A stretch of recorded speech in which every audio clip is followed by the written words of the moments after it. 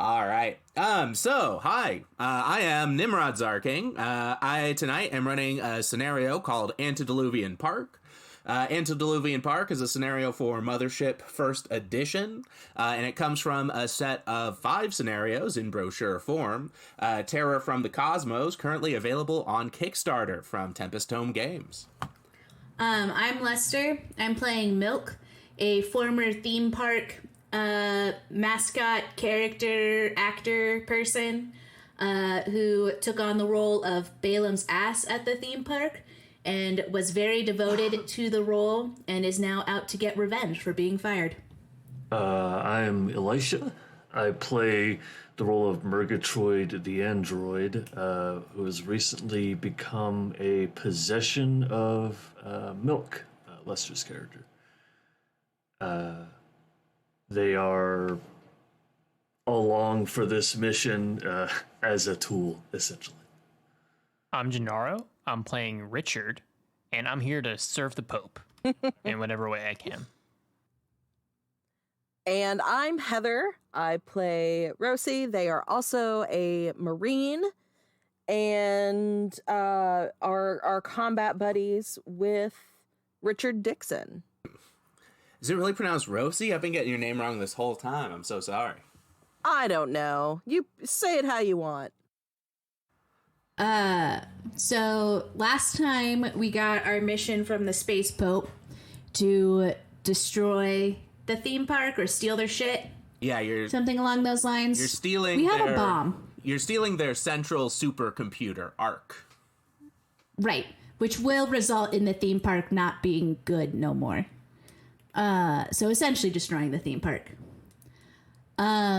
Milk is the inside man for the job, inside not man for the job. What is the bomb just for fun? Like in case we need it? Yeah. You find a use for it because it could come in handy. So we have a bomb for funsies. Milk is being paid in indulgences. I think everyone else is getting cash money, right? Credits, actually. That's how you know it's sci-fi. I don't get or own anything, of course. At the start of last adventure, we entered the theme park to begin our plan. Milk immediately started causing problems because their babysitters immediately abandons them. So that's on everyone else, not Milk. I am sinless. And in the process, I think we got theme park arrested. I think we were being taken to theme park jail by a woman named Hagar, right? Mm-hmm. So in the process of all of that, we did just kill her. Yeah, she dead. Like she's explicitly dead now. You killed her and like one other guy, I think, and some creatures. Yeah. Well, yes. Well, really, Rossi and I did all the work, but yeah, yes, I would like to make that very clear that I made one attempt at fighting, and I think it proved where my strengths are. Milk was not built for combat. Milk was built to be a mascot theme park actor. All right? And their purpose in life has been taken from them. So they're not, gonna go and try and murder people because they will die. We just need to try and trick Milk into, performing combat as some sort of role in their character. Well, I guess we need to regroup in the first place because after we killed Hagar, we no longer were together anymore. We were couple people separated. bailed. I don't think we're regrouping because Milk explicitly bailed. And, when you explicitly bail, you don't regroup. Yeah, you guys last announced that you were headed. The last time you guys told me where you were headed in different directions. So Murgatroyd and Milk are on the elevator to the Eden floor, and I believe our 2 Swiss guards said that they were going to try and get into that first aid area. 110%. Because you guys are fucked up, right? I have 3 hit points. Yeah, they bad fucked up. They did not fuck up bad. They just are badly fucked up. I have a cool scar though. Yeah, that is true. All right. Hold on. I need to wash my hands. Oh, go right ahead. Seconds. Lady Macbeth over here. Hey, listen, some of us have standards. Yeah, the audience will hear the grime. Yeah. It travels into the voice, Yes. causes a sinisterness of the spirit.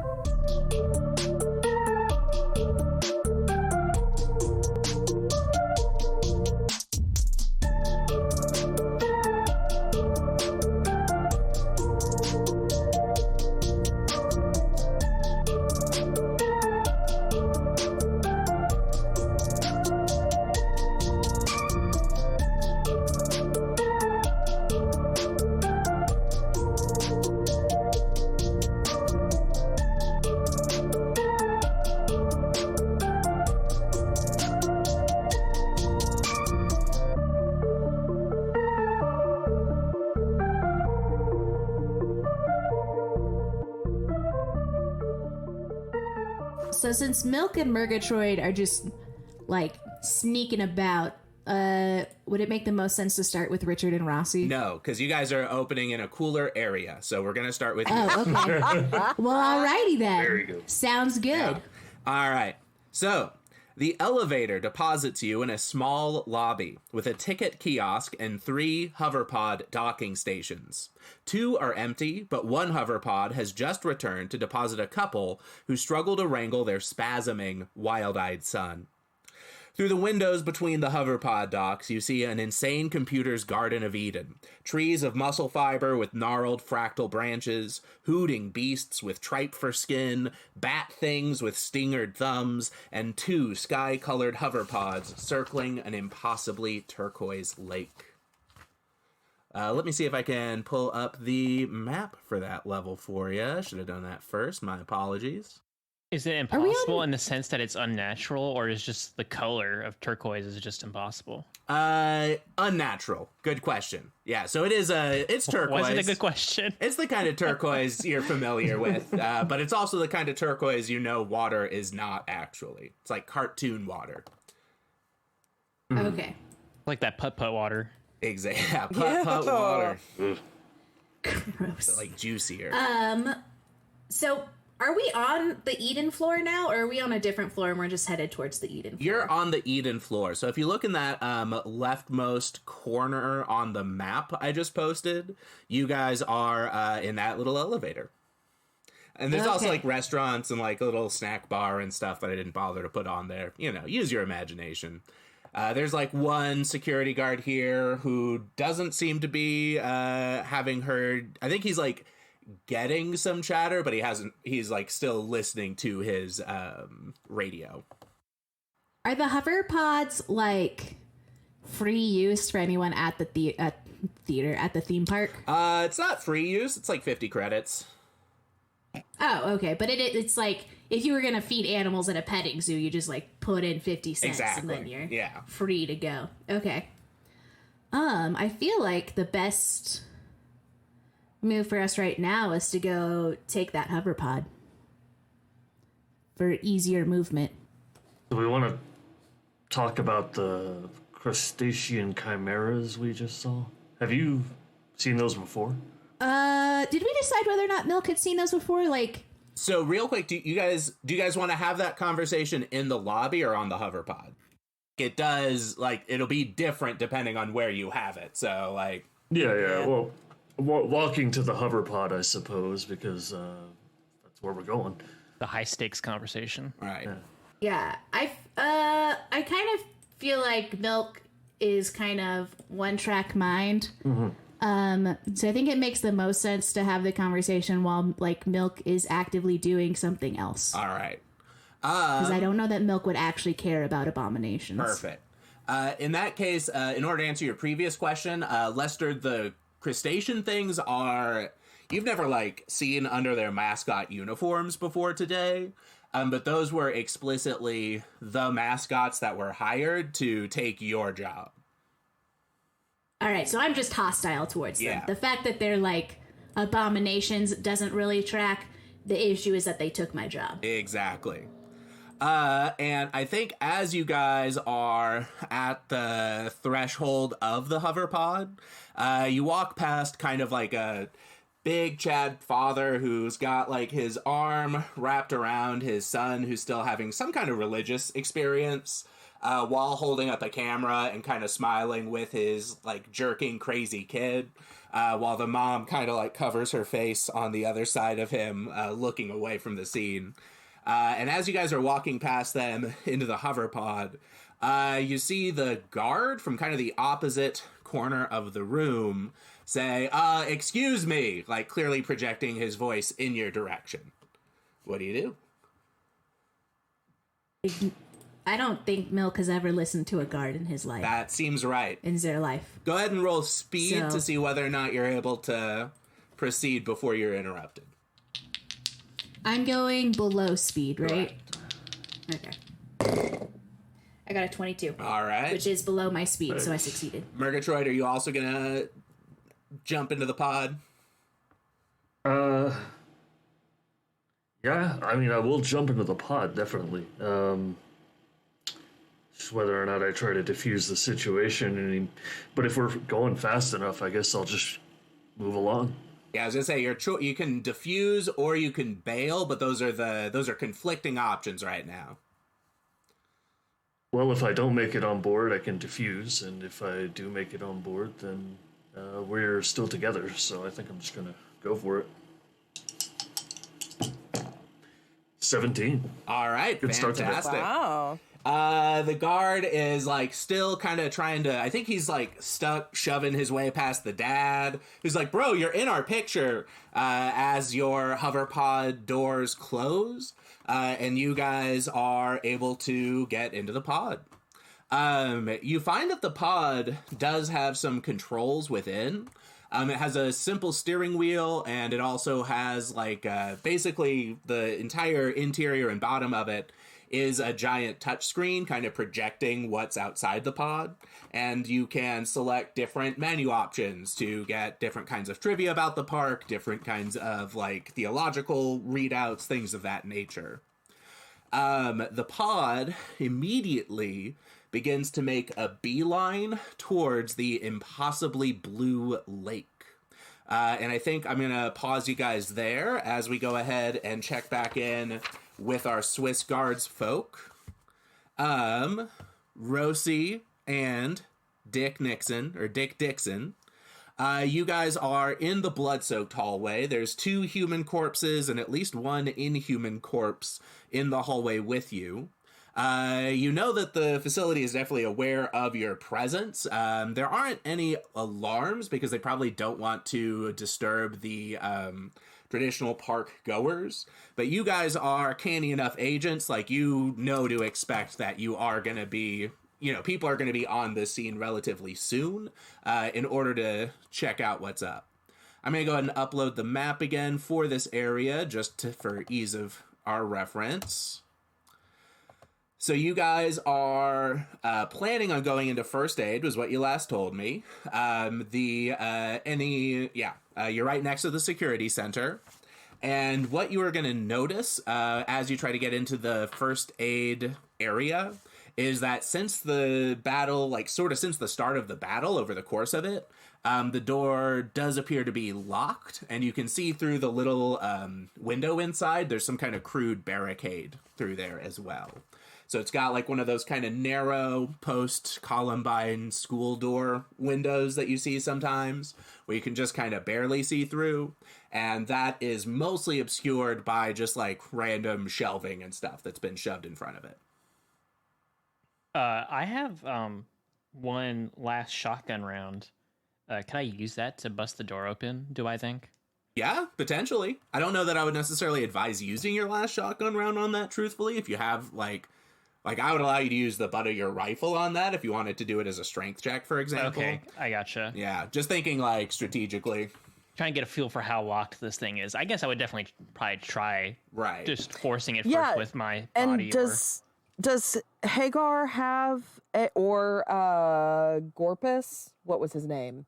The guy that we're dragging behind us.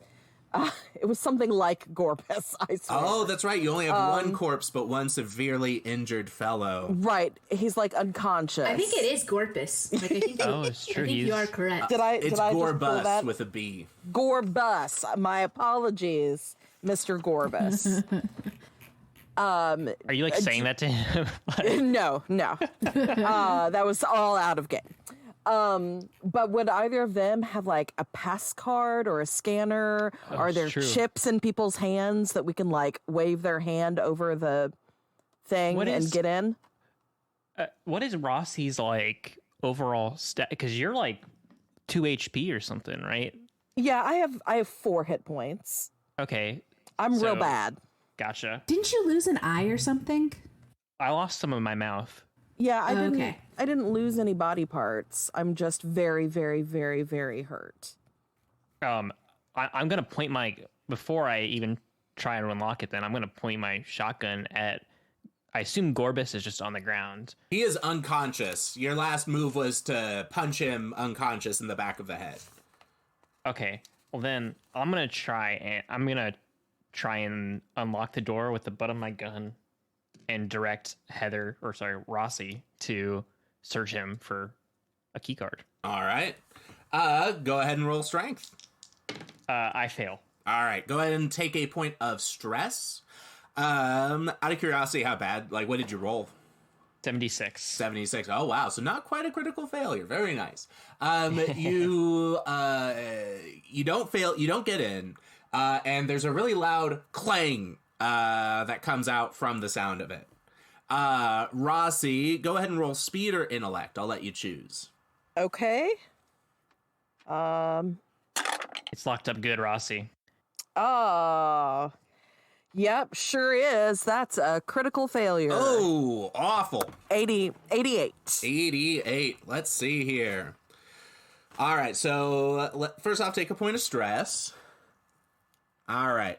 So I think that what is going to happen is you are just like going through, looking all over. This guy's like apparatus is filled with so many little like compartments and little bits of utility shit. You're pulling out like one of those little square packets of tissue paper. He's got like all kinds of like, he's got bullets, which are useful, but it's not the same gun as you. You're just pulling out all kinds of fucking garbage. You do not fucking find whatever the keys are. You're not even sure if you recognize them when you saw them. And I think just in the time that it took you to do that, Yep. as you are on the ground and as you, Dixon, are distracted, beating at the, what's it called? Beating at the doorknob. Someone from the utility zone is gonna come up, and they are gonna put a gun right to, they're not gonna put a gun to your face, Heather, but they have like a jagged piece of metal, that they're holding to your throat. Okay. It's a pretty big, burly teamster kind of guy. He's in, really, once very sleek silver coveralls that have just been stained with kind of every kind of thing you've ever seen.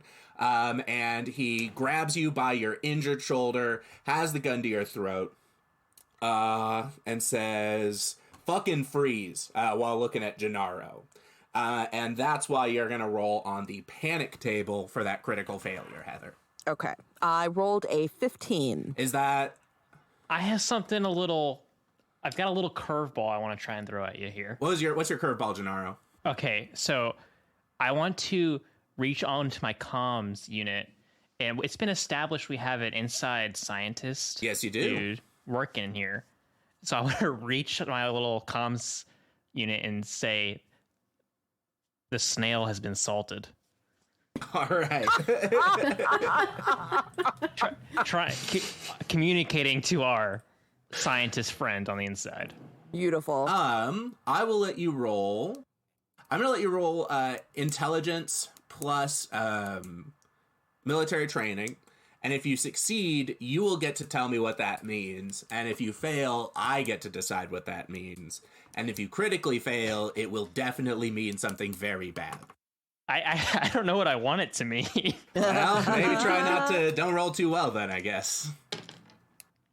Oh, I got a critical success, 00. Fantastic. All right, so you can specify something Holy shit. weirdly Wow. convenient that works out for you here.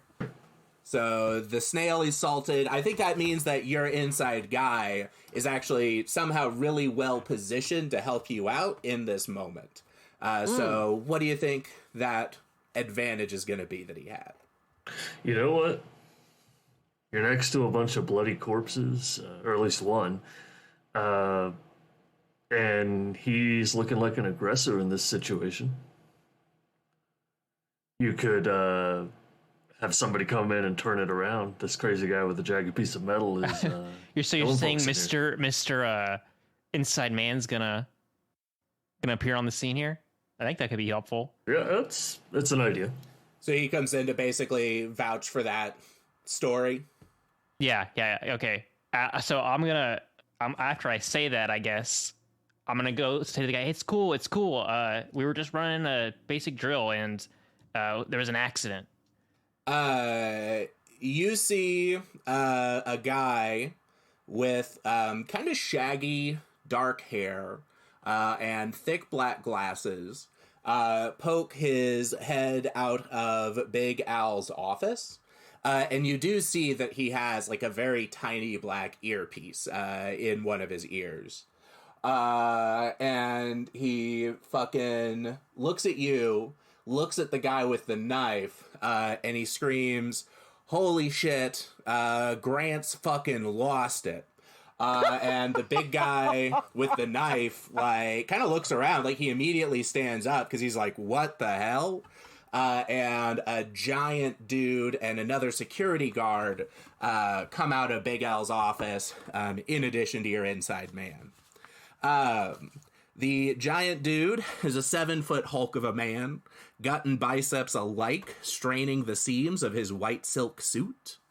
He wears a silk white cowboy hat with a black band around it, and the black band is adorned with a silver and ruby tiara modeled after a bloody crown of thorns. Wow. On his hip, he wears a gleaming white Smith & Wesson with a pearl handle, and each of his rope-thick fingers is bound with multiple heavy jeweled rings. And he looks at your inside man. He looks over at the Teamster Grant. Some more of the utilities folks are beginning to poke their head out of the utilities room. I think a couple of people are poking their heads out of HR and accounting. They're all kind of drawn by, the sound of the actual shouting out here. And the fella in the white suit says, "Grant, what the hell is the meaning of this?" And he rampages towards had seemed very burly, but compared to this guy now seems like a very average-sized guy. And I think Grant immediately drops the jagged thing, throws up his hands, is like, "Yo, no, I just got here." And I think you guys are going to have a chance to maybe make your case as the big guy looks at you to figure out what's going on. I must say, I'm so sorry. There was a training accident. There was this person with a horse head on, and look, we really need some medical attention right now. They got Hagar. I'm bleeding and I'm covered with blood, right? Like, canonically, this is what happened. So just like staring out like Carrie at the prom. Please, can you let us in the first aid room and then we can finish talking about this? He looks over at Hagar Simpson's corpse and says, "Son of a fucking bitch." And he flips her over. He closes her eyes with his like big sausage fucking fingers. And then he takes the donkey jawbone from her hip. And I think he whistles. And the security guard who came out with him, I think your inside guy actually comes to collect it. And he says, "Go ahead and have this and whatever personal belongings she has prepared for her next of kin." He stands up. The blood from Hagar is really quickly trickling down his suit. You assume it's got some kind of like space material in it. And he puts a heavy hand on Grant's shoulder, and he nods to the security guy who he brought out with him, and he said, "Get these people into first aid, and then we're going to take them to the security center, get this figured out." The security guard pulls out a card and very easily unlocks the first aid door. Turns out the cards are just like in his regular pocket. It's not in any of the weird bandolier tactical pocket shit Rossi was looking in. There are some barricades erected. He kind of says, "What the fuck?" And he says, Jones, what did you do here?"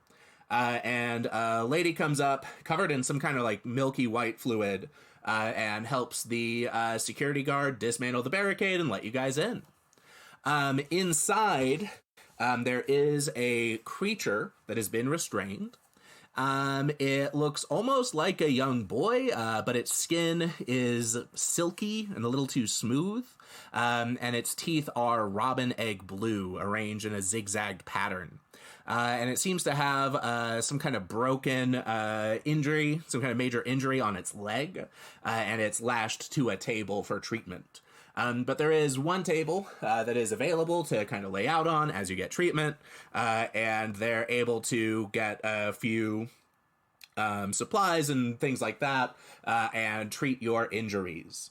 We're going to go ahead and transfer over back to Eden while that happens. But when we get back to you guys, I'm going to say, Heather, you're like nearly done with the wound you're on, right? Like it's nearly lost. Oh yeah, I have 4 hit points in my final wound. Yeah, so I'm going to say you're just that wound is all the way topped up. So you got that wound is full.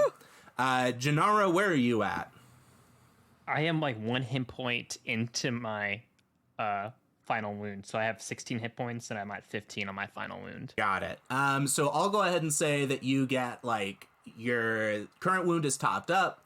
And I'll say you get your other wound back and you get like 4 hit points in it. Okay. Awesome. All right. Back in the hover pod. The fluid of Sluggish Lake is nothing like water. So your hover pod basically immediately makes a beeline towards Adam, and Adam is swimming around in the middle of Sluggish Lake. The liquid inside it flows too slow and splashes in juicy round chunks without vapor. Fleshy pale creatures struggle through Sluggish Lake's turquoise slime, emerging for agonized gasps through gill-shaped blowholes. Between them sloshes Adam, the latest model of original man. Blue goo catches in the creases of his onion peel skin, and he shakes fat droplets from the mane of mantis legs that festoon his head and back. He grabs one of the fleshy fish from the lake and slices it open with a rogue tooth growing from his inside lip. Organic black gravy dribbles from its wound onto Adam's perfectly rectangular tongue. He burps, making a sound like a gunshot. As God intended. Yes. Clearly. So I had a question. Would there be any kind of employee override controls for the hover pod, and would Milk know them? Yes and no, in that order. Okay. Alrighty. So I'm going to assume we can't divert the hover pod off of its current track then? You can try. You would just be, like, fiddling with a machine you do not understand. But that's, that's D&D, baby. I have industrial equipment and mechanical repair. So you might be able to figure it out then, actually. You're in a pretty good position to do so. But just throwing it out there, I am a computer. So... Do you have, any skills related to computer things? I do specifically have the computer skill that comes with being an android. Perfect. Yeah, I kind of feel like any of those would be applicable. I mean, it's a mechanical system, and it is part of the, computer network that runs the park. What's your intelligence, or your intellect, Elisha? 52. Okay, so Elijah should roll to hack the hover pod. Perfect. Sounds good to me. Because I think his bonus is higher. Where are we trying to take this again? I don't think that's been discussed. Yeah, I think we're just trying to get the controls so that it's not on a, like, predetermined flight path. All right. Does that seem logically possible? This isn't just like a single rail that goes to one place kind of thing? Yeah, you definitely can hack this. Here I go. Ooh, I rolled a 65. Oh, brutal. You get a feed. You get, first off, you take a point of stress. What are you at currently, stress-wise? 9. 9. Very nice. Right on the edge. So you take a point of stress, and I think you are going to be greeted with an insane religious readout. It is just a long screed that you do not understand, talking about, it's not from any, like, established part of the Bible, but it's written in a biblical style, kind of like, really more accurately, it's written in, like, a weirdo's idea of a biblical style. And it is admonishing you for not knowing when the truth is being shown to you. Can I use my theology skill to see if I can get anything out of that? Perfect. Yeah. Random, whatever. Go for it. Okay, so that would be intellect plus the 10 from theology. Yeah, baby. Right? Okay, I failed. Okay. Wow. It's not one of the, actually, I think what happens is you think you get it and you try and deliver a witty retort, and it refers to you as an employee by name and then just recites the ballad of Balaam's ass, because it's actually pretty applicable here. Excellent. All right. So you just get owned by the machine, causing you to take a point of stress. Oh, well, I was gonna... I know I take a point of stress because I failed a roll, but my immediate instinctual reaction was like, Milk's like, yes, someone is recognizing my work as pamphlets. Finally. Okay, I'm at 10, and you told us to tell you when we hit 10. Yes, okay. So you're going to get... I'm just going to take opportunities to panic you at this point. In fact, you got the scene in Sluggish Lake probably was a little stressful to behold up close. So Lester, I am going to have you roll panic for having been called out by name by Ark itself as being a bad example of your job that you take so seriously. I got 17, so I'm All good. right, so you're able to fight down the icy black fingers of insecurity as they crawl up your throat. But, Ark, it's clearly not impressed with your work. Well, fuck Ark. From the Tree of Life, from the middle of it, a giant white tower telescopes out and unfurls basically a big satellite dish. Actually, something more like a disco ball, I guess. This pulses blindingly bright, and everyone in the park who is organic needs to make a sanity save. Everyone who is inorganic, Murgatroyd, needs to make a body save. I saved. I'm good. Made it. Hey, nice, Gennaro. All right, so Dixon and Milk are the two that failed. Is that correct? I have good news and bad news. Yeah, that's exactly what it is. You guys take a stress, but you heal that stress right away. Because you are flooded with God's love, or at least his presence, which is a lot like love sometimes. Wait, so do you want me to mark that on my sheet and then erase it? No. It's up to you. It is between you and God. All right. I'll do Dixon first. Okay. Oh, shit. All right, Dixon. You're going to heal another point of stress, actually, because you feel all knowledge of good and evil just wash clean from your brain. It's just not your problem. You don't know the difference. You don't remember knowing the difference. You don't really get the difference between clothed and naked, between greedy and generous, between malicious and benevolent. None of that shit. You can't tell the difference. You are completely innocent of morality. It's not my problem. And Milk, you are afflicted with glossolalia. So you are What the fuck is that? speaking in tongues. Oh, okay. Well, I think Milk was essentially doing that already. Yeah, it's How long am I overwhelmed with these feelings? It's for just like a second? 1 hour. Oh, okay. Oh, boy. Put my actor's cap on. So you guys are in the first aid zone. You've got one of you has just completely lost all concept of good and evil. There's a security guard, there's an inside man, and there's a big guy. The big guy looks down at you once you're all patched up. And he says, "You folk good to play the tape in the next room? Of course. I'll let you two lead the way." And he moves aside his tremendous bulk to allow the two of you to go ahead of him and the security guard. Okay, I have a question. Mm-hmm.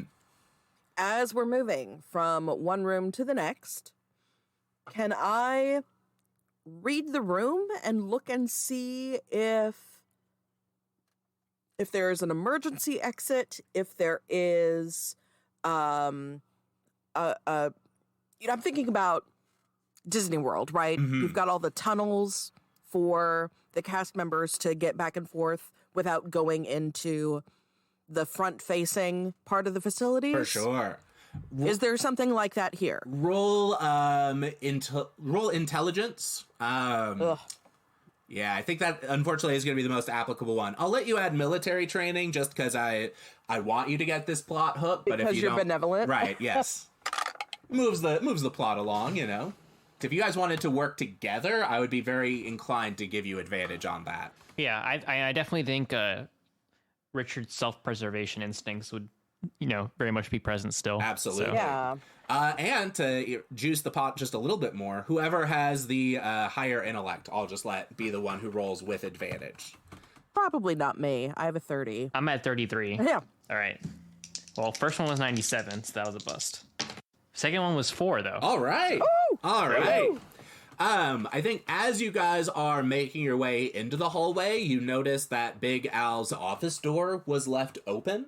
And you see that there is basically, and I think by design, you realize it's so that he can sit there and monitor who comes in and who comes out. Of course. There is a security elevator right in his office area. He, however, is standing in he's like standing at the door in the first aid room, and he is very much expecting you to head toward the security center. I think your inside man is taking the lead to actually open the door to the security center, while Big Al and the actual security guard hold up the rear. Okay. So just so I'm visualizing things in the correct order, I'm not so good with the mental pictures. Our scientist friend is leading the way into the security room. We are behind them. And then the other two are behind us. And the elevator is on the other side of them? Exactly. Or in... Okay. What do you think? Heather? I got us out of the last scrap, okay? Yeah, you did. If you want to just dip, we can try. I mean, I kind of want to... I don't know if we can bluff our way through that tape. I don't think we can. I know we can't. Why don't... Let's just do it. Let's grab our scientist buddy like we're taking him hostage and go to that elevator. What do you say? Yeah. Do you want me to do the grabbing, or do you want to... Let's rollies for it. Roll right. a D20. I got an 18. I got a 7. All right. Rossi does the grabbing. All right. Let's kick this party off. Let's wrestle this guy. All right. And I point my shotgun at the head honcho. I said, no one move. No one do anything stupid. Well, it's a little too late for that, little man. Look, we're just going to be on our way, and no one has to get hurt. Well, sir, what would your way happen to be here? I happen to see my good friend Hagar Simpson dead on the ground, her children orphaned because of your activities today. Yeah, if we did that to her, what do you think we could do to you? I was feeling pretty proud about that a couple minutes ago. Now I don't know how to feel, but I do know I'm not feeling too much restraint about shooting you right now. Hell yes. I think we should just roll speed. I feel like everyone's ornery, right? Am I wrong? Yeah. Oh, no. All right. We'll probably intercut this because I don't want to leave Murgatroyd Milk hanging. I think we'll take this like a round at a time and then go back to them and then return to a round of this. Does that sound good? Did he seem in any way concerned about us grabbing our inside man as hostage? I think he seems more angry than anything. He doesn't seem concerned for this man's life, if that's We were told he was the top scientist. Anyways. Oh, were you told he was the top scientist? No, I'm just making I was going to say, I didn't need to give you no top scientist. Trying to fast talk the GM. Yeah, I was like, I don't just throw top scientists around here. Okay, all right, just double checking. So Rossi and Dixon, thankfully you guys got the jump on these motherfuckers, which might be exactly what saves your asses. Go ahead and tell us, what are you going to do with that jump? I think we're just going to try and get out. Yep. Bouncing. Is it realistic for us to be able to get out? With the advantage, is it that realistic? Yeah, I think so. I mean, you guys are ahead. They probably will pursue you, but or at least they'll like do an APB or whatever. But yeah, you definitely can use your action to get the fuck out into the main park area. If your goal was to go past them to the security elevator, would require some fancy footwork, I think. Well, I think that's what I want to do. Yeah, same. So I will let you use your action to slip past them.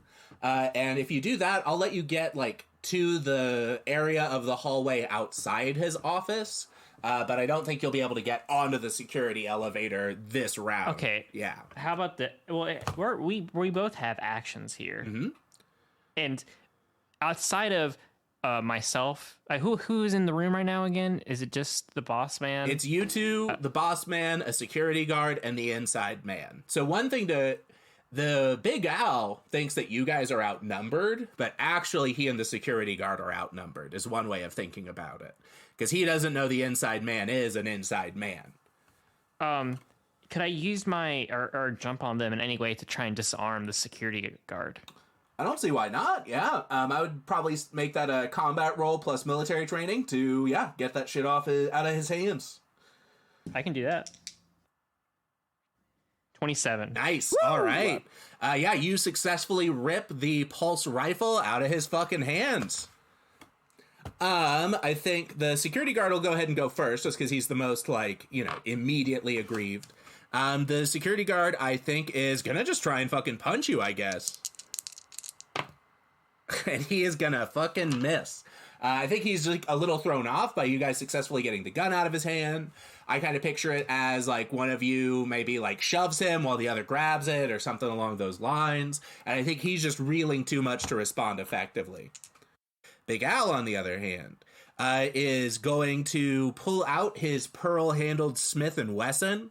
I think he's going to point it at Gennaro, just because Gennaro's been a little bit more explicitly aggro, or excuse me, Dick Nixon has been.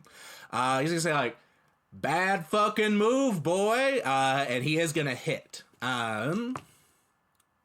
for 17 damage. Okay. Which I believe you take a wound from that, right? Yeah. All right, so let me roll up the wound. Undoes some of the stitches. Oh boy. That's a good shot on me then. Oh yeah. Our inside man, is he equipped to fight in this scenario? He is, in particular because he was given Hagar Simpson's jawbone. So he's got at least one decent weapon on him.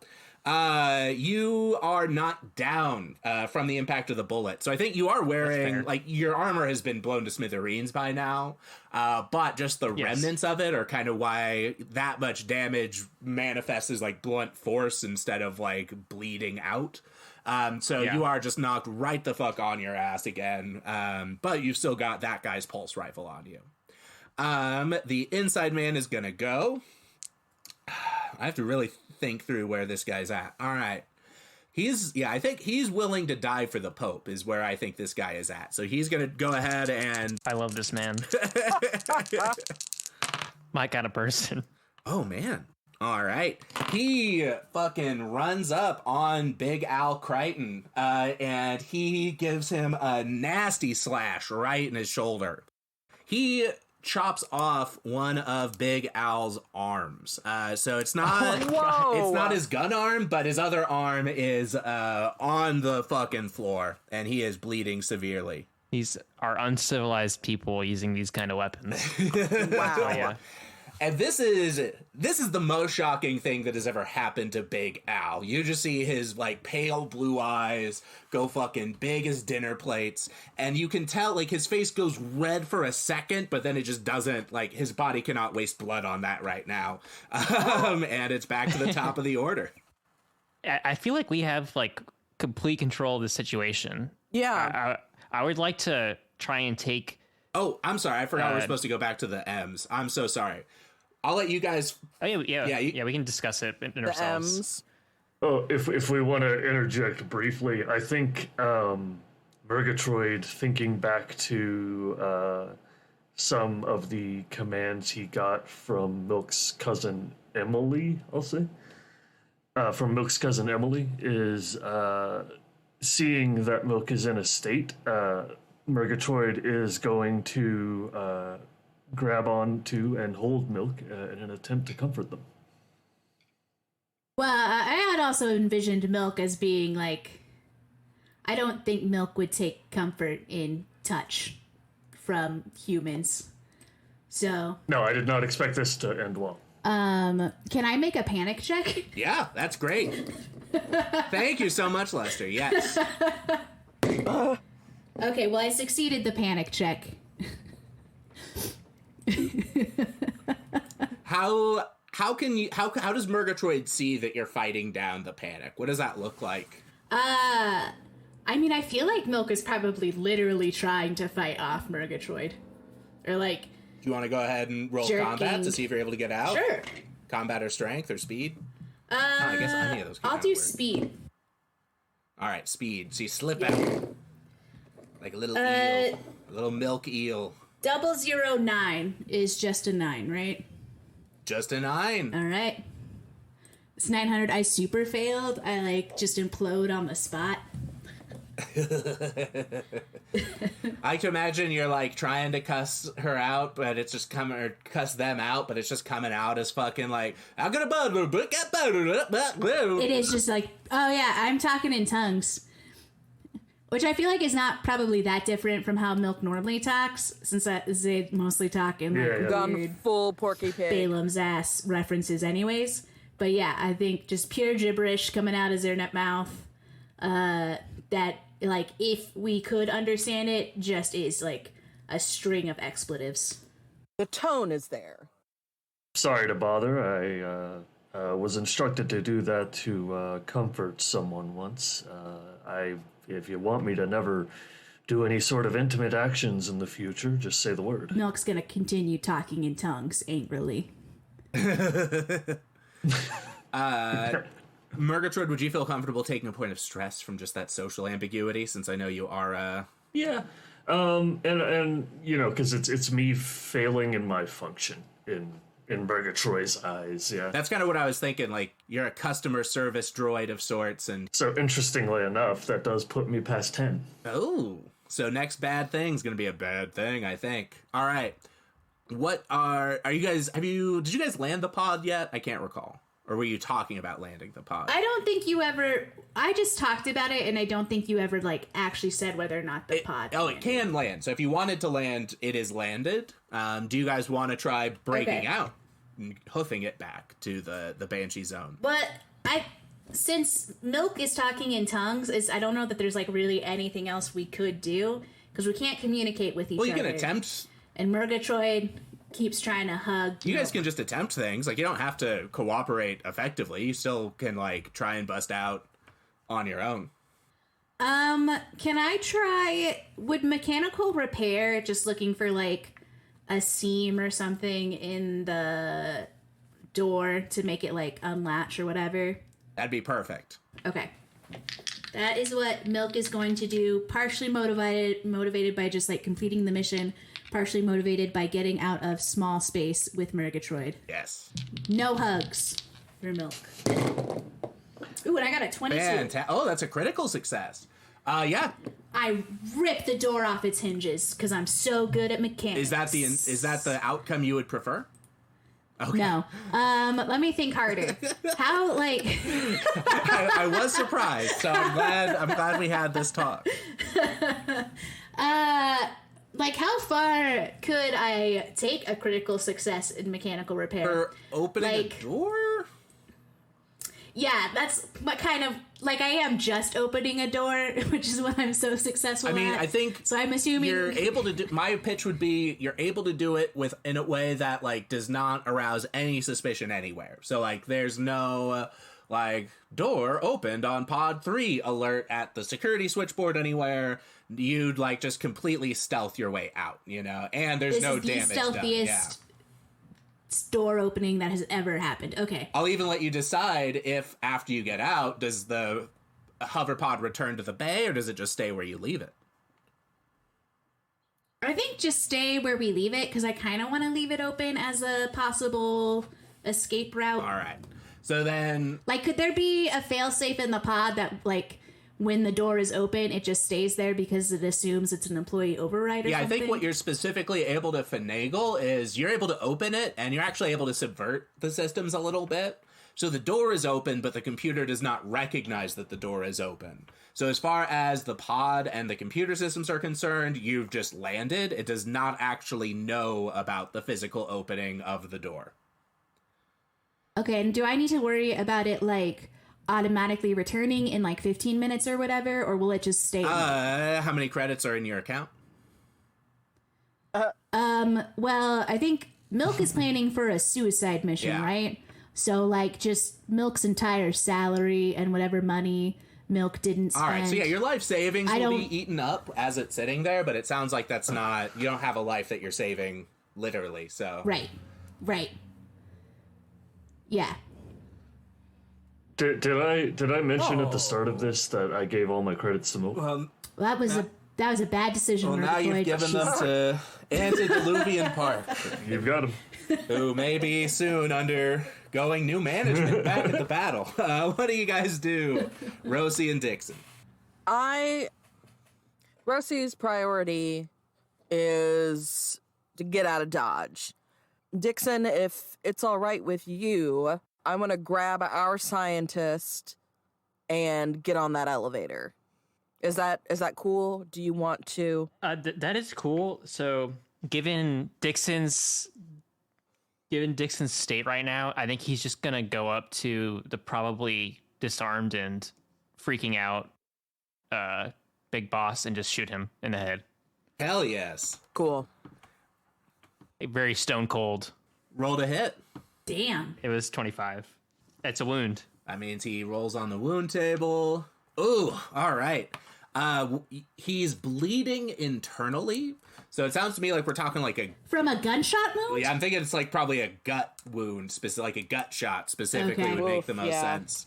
And I think that plus his regular bleeding, on his turn, he just looks up at you, and he says, "Fire fucking consume, you bastard Pope." And then he just barfs up all of his blood. Ugh. Wow. And then I'm just gonna like say out loud, I'm not sure why I did that. And Rossi is standing in the elevator, like holding it open with the scientist. Come on, Dixon. with zero sense of urgency, I'm gonna go and get on the elevator. The scientist is like holding the blood. He has never like taken a life before, I don't think. Like that was just the fury of the Lord pushing him forward. And so he is just saying, like, he's like doing Hail Marys as you carry him onto the elevator. He does not look around behind you. The security guard looks at the guy that signs his paychecks bleeding out on the ground. This is above anything he knows what to do with. And I think he runs off to the security center just to, like, reiterate to any remaining security guards, you know, this is what happened. This is what I know. God save us all.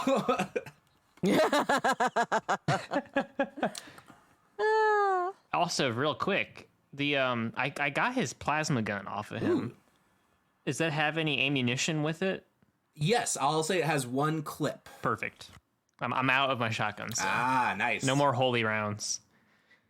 The security elevator has 2 places it can go other than the current floor. It can go to Eden, where it has an exit, or it can go to something marked Chapel underneath Eden. I'm gonna tap the scientist on the face. Not real hard, just enough to get his attention. Hey, buddy, where we going? It's time to play. Let's frickin' go. The chapel. Hail Mary, full of grace. I press the chapel button and reach around. I've got like a pocket on my back, like in the small of my back, and I pull out a little notebook that I open it up, and the camera would see on the flyleaf as I open it up. It says Journal of Grudges. And I'm gonna write down, like, in a very childish hand, like looks like a second grader writing in big print. I cross out Big Al Crichton and write down security guard number 2. And then underneath it, I write milk. Oh, shit. This is an enforced suicide mission now.